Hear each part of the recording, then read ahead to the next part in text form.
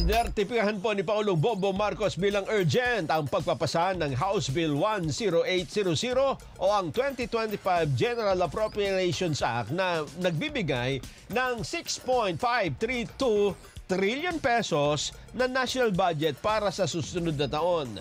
Sinabi ni House Speaker Martin Romualdez na naistiyakin ng Pangulo na hindi magiging sagabal ang budget sa critical na trabaho ng gobyerno. Ang mensahe ay binasa sa plenary session matapos ang pagtalakay ng budget sa iba't ibang ahensya ng gobyerno.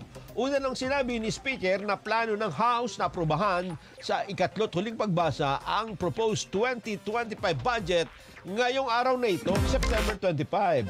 Pero hindi malinaw kung ano ang final budget para sa Office of the Vice President dahil wala pong sino man kina VP Sara Duterte o anumang kanino mang representative ang dumalo sa plenary debates kahapon.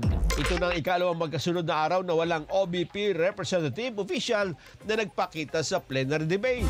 Wala namang opsyon ang mga liderato ng Kamara, walang opsyon ng mga liderato ng Kamara ang reenacted budget ng OVP. Hindi daw pwede yun. Sa ilalim ng isang reenacted budget, ang gobyerno ay mapipilitang gamitin ang mga nakalaang budget noong nakaraang taon.